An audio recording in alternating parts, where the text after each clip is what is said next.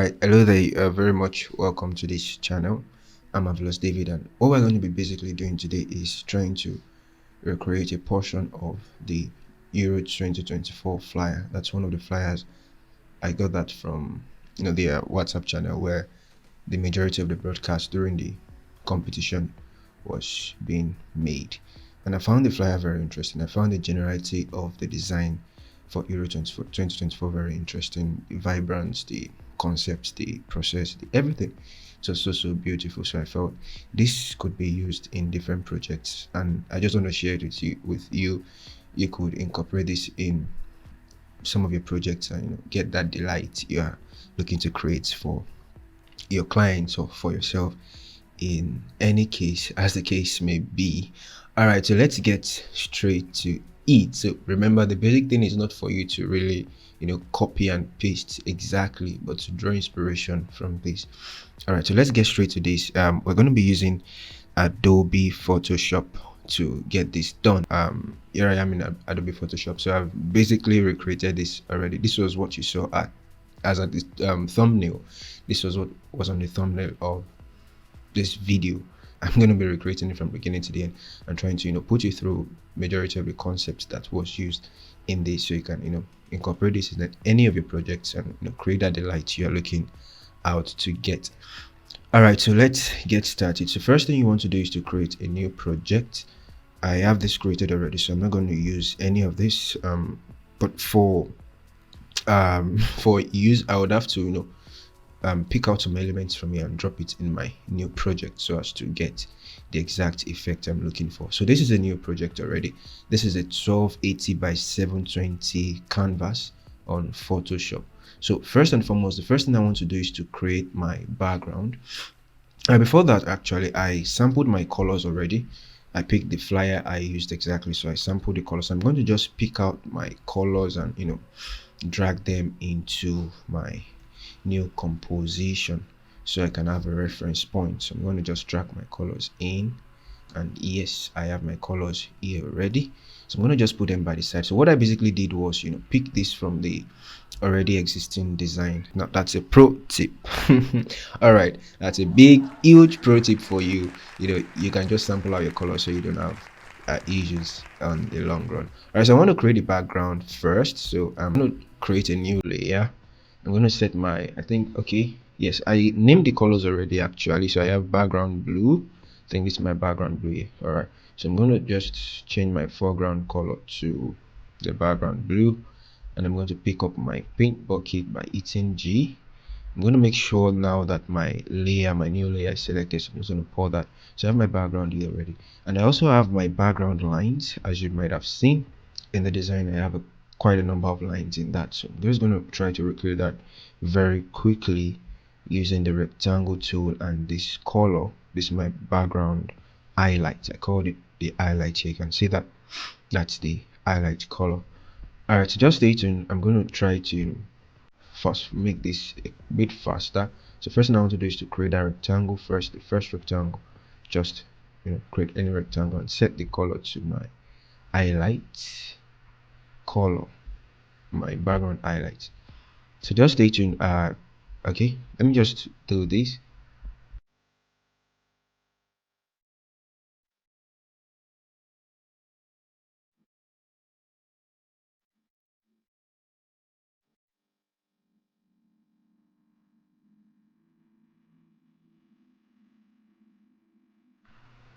So what I'm basically just doing is duplicating these lines. I'm just duplicating them so I don't have to recreate, and just duplicating them and dropping them onto my composition.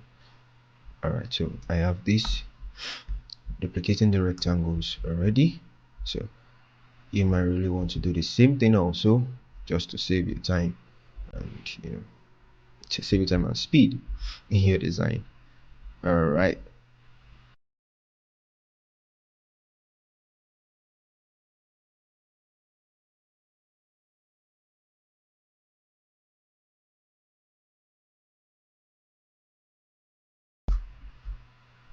Okay, so I think I'm quite satisfied with this, although it's not exactly the same as this what I have here. It's not exactly the same, but basically, like I said, it's getting drawing inspiration from this. So I have that settled as my background. For seconds, I'm going to group this so I don't make the mistake of, I'm going to group this and lock them all so I don't move them mistakenly. So you're going to select everything. I have them inside this my color, so which I don't really want. So I'm going to select all of them and hit Ctrl G. I'm going to name them to background highlights. All right, so I have the background highlights. So I really just want it below my color so I can lock it. Yes, I have that locked already. So what I want to do secondly is to get my rectangles. All right, my rectangle is going to be done. I'm just going to create a rectangle now. I think I have the color like this. All right, so I have that rectangle set to there. So you're going to notice something. We have quite like our rectangles got this kind of, it has a longer length here and it has a shorter length on the other side. So how do I achieve that using this? So first I want to duplicate it so I can have something as my reference point for my second one. All right, so I'm going to just go to edit and free transform. I'm going to choose distort, yes, and I'm going to just pick it while still keeping my lines very straight. I think my lines are straight and I think I'm a bit satisfied with this, so I'm just going to leave it that way. All right, so I have that created already. So then secondly, I think the one for France also follows the same, follows that order. It goes up, so I'm going to just go down there and repeat the same process for this. And I'm going to try to align it above, just to so it stays a bit here.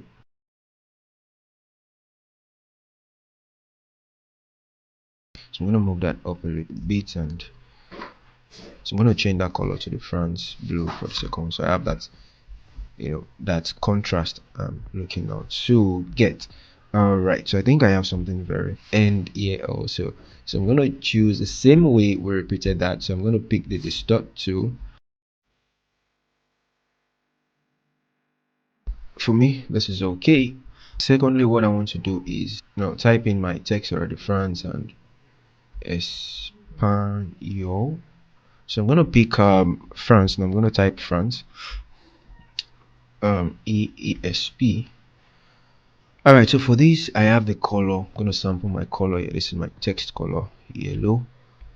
All right, so I have this ESP, and mind you, I'm making use of a vertical now. Now the thing is that I actually did a brief, a finding, and I found out that this was a custom font was used for the Euro 2024. That was what I found out on the internet, and it was very much custom. So I wanted exactly that font, but it's a custom font, so I decided to use Helvetica instead, so I could recreate that kind of effect, which I'm able to recreate. It was a custom font that was used anyways for clarity purposes. All right, so I'm going to duplicate this now by holding Alt and dragging.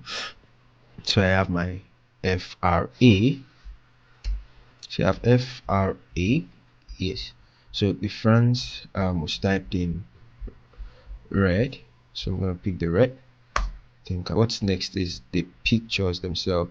So first and foremost, now I'm gonna, you can pick any picture you want, but the thing you want to notice is that there's a clipping. All right, the pictures were clipped into the rectangles. All right, there's a clipping that happened there, so it doesn't, your pictures doesn't have to be exactly the same length as what you have in the rectangle. Right, it was clipped into this. So I'm gonna pick a picture here. Yes, so I'm gonna pick this instead, and just drag and drop this here. Now my picture here is a bit accurate for the layout itself and the rectangle itself, but what I really want to do is to clip this into the rectangle. So I'm going to drag this down over the rectangle, the blue rectangle, and I'm going to clip it into the rectangle. Now you notice once I clip that, the whole design, the head and all is all gone. All right, so what I want to do is duplicate that, make it duplicate by hitting Ctrl J. All right, so I have it there already. So I'm just going to try to erase out the bottom part. So for you, if you have a long, all right, if you have a longer picture, just hit E just get rid of that part that is extruding out of the rectangle. So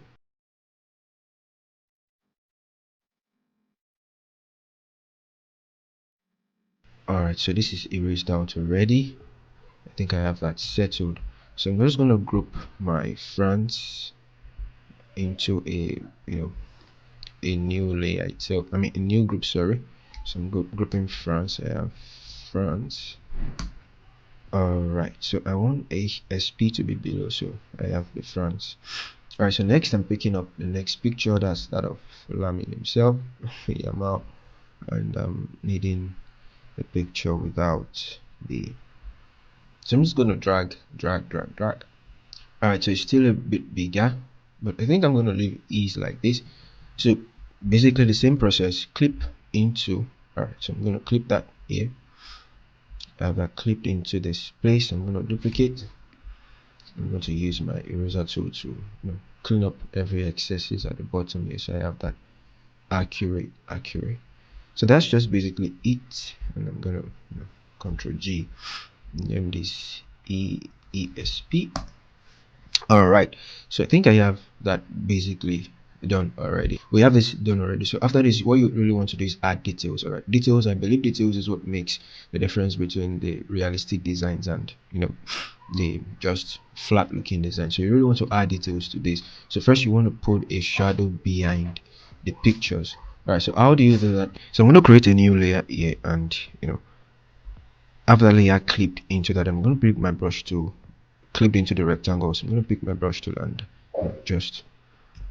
So I think that's a bit deep for me, so I'm going to reduce the opacity.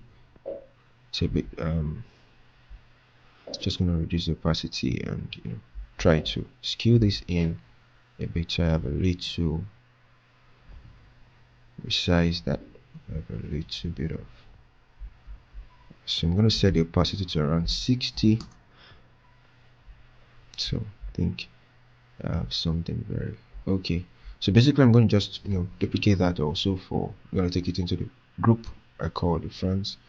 I'm going to drag it down and down and down, so I have that also clipped into fronts. And yes, so I'm going to increase the opacity here to maybe like 75, so I can see that very well. Okay, 86 is okay. All right, so I think yes, so I think this looks good to me. Now basically understand that this is just a inspiration, just for you to draw inspiration from this. All right, so I'm going to increase this again to maybe 65.